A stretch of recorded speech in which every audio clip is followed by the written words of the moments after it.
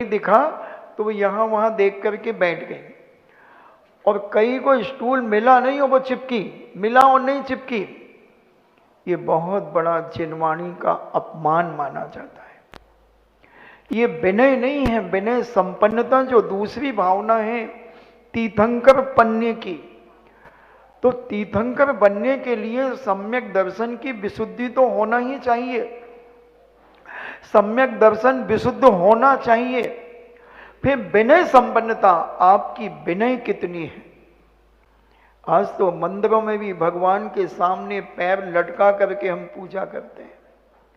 ये भगवान का बहुत बड़ा अपमान है, ये सम्मान नहीं है, ये विनय नहीं है। और हम बैठ सकते हैं, हमने देखा है, मेरी सगी आंखें जिस चीज को देख लेती हैं मैं उस पर विश्वास करता हूं, मैं दूसरों की आंखों पर विश्वास नहीं करता। खूब अच्छे से बैठ सकते हैं नीचे।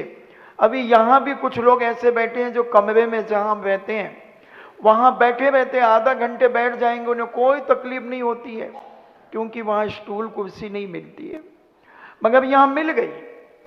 ये व्यवस्था नहीं करना चाहिए, ये बिल्कुल गलत व्यवस्था है, और इससे इनके घुटने कभी ठीक नहीं होंगे, कमर का दर्द कभी ठीक नहीं होगा।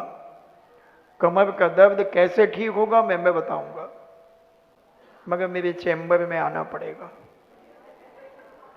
घुटने का दर्द कैसे ठीक होगा मैं बताऊंगा, मेरे चैम्बर में आना पड़ेगा। साइड का कैसे ठीक होगी मैं बताऊंगा, मेरे चैम्बर में आना पड़ेगा। सर्वाइकल कैसे ठीक होगा, मेरे चैम्बर में आना पड़ेगा। सब चीजों के इलाज हैं, मगर कुर्सी उसका इलाज नहीं है, ये बीमारी को बढ़ाने का कारण। मैं कई बार कहता हूं, हर जगह कहता हूं, यहां भी मेरा मन कह रहा है कि शील व्यत्वेष चार निवृत्ति चार को, भावनाओं को कहने के पहले पहले तुम्हें हम एक श्रावक तो बना लें।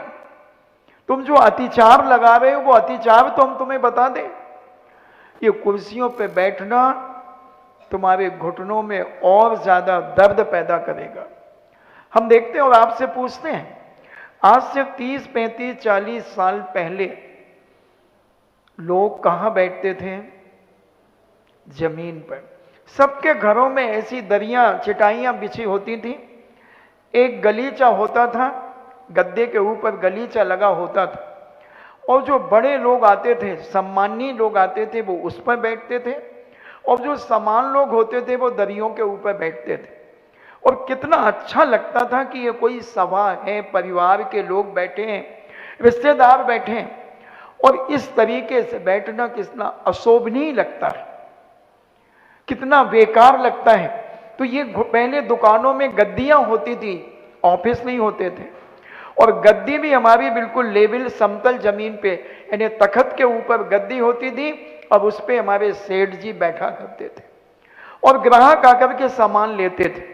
तो सेठ जी को कभी घुटने में दर्द नहीं होता था, कभी कमर में दर्द नहीं होता था। हम साधुओं को घुटने में दर्द क्यों नहीं होता, कमर में दर्द क्यों नहीं होता? क्योंकि हम एक समतल जमीन में बैठते हैं। और जितना आप जमीन से जुड़ेंगे, जितना आप प्रकृति से जुड़ेंगे, आपके जीवन में यह समस्या कभी नहीं आएगी, कभी नहीं आएगी। और जितना हम टिकेंगे, जितने हम घुटनों को मोड़ करके बैठेंगे, उतनी ये दर्द हमारी जिंदगी में जीवन के अंत तक चलेंगे। अभी जिनको नहीं है उनसे मेरा कहना है, मेरी प्यारी माताओं बहनों, सदा नीचे बैठना। अगर किसी मेहमान के यहां भी जाओ तो सोफा सेट पे मत बैठना, नीचे कहना भैया चटाई दे दो, मैं चटाई पे बैठूंगी।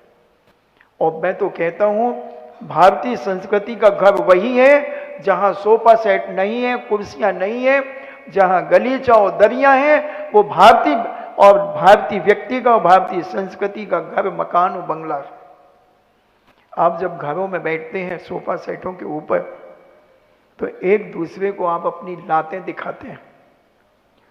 3 तरफ सोफा सेट आपके घर में लगे हुए हैं, कुर्सियां लगी हुई हैं, सामने वाला यूं टांग पे टांग रख करके बैठता, यूं टांग हिलाता, यहां के व्यक्ति को लातें दिखा रहा है। कितना बड़ा अपमान है तुम्हारा ये। और ये घुटनों के दर्द, क्योंकि जब हम लटका के बैठेंगे तो ये नस, यहां की नसें और घुटने में खिंचाव रहेगा तो धीरे धीरे गैप बढ़ेगा और ये नसें टाइट हो जाएंगी, आप मोड़ेंगे तो आपको दर्द होगा, तो आप कुर्सी ढूंढ लेते हैं। तुम्हें ये चिंता नहीं है कि हम भगवान का अभिनय कर रहे हैं, क्या हम गुरु का अभिनय कर रहे हैं या जिनवाणी का अभिनय कर रहे हैं, इसकी चिंता नहीं है। तुम्हें अपने थोड़े से सुख की चिंता है, मगर ये सुख बढ़ रहा है नहीं घट रहा है सुख, और दुख बढ़ रहा है।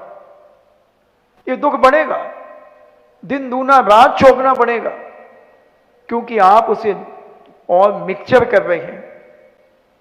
इसलिए जितना व्यक्ति नीचे बैठेगा, देखें अभी यहीं पर 5-7 लोग मेरी नजर में दिख रहे हैं जो अभी नीचे बैठे थे, मैंने देखा उनको जिज्ञासा में, और जैसे ही स्टूल कुर्सी खाली हुए वो चिपक गए।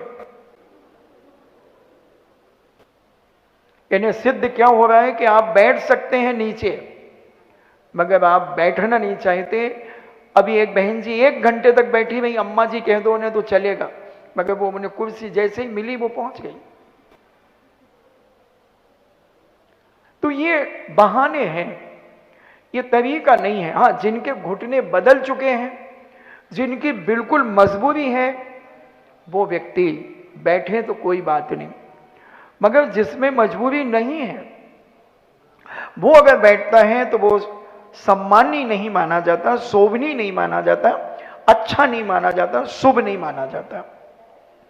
ये नीति है। जिनकी बिल्कुल ऑपरेशन हो गया है स्लिप डिस्क का, घुटने ही बदल गए हैं, अब वो मजबूर है।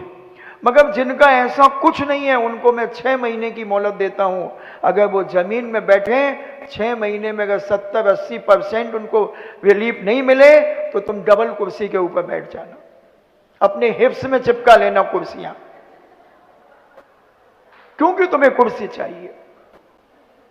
बहुत अच्छा नहीं है।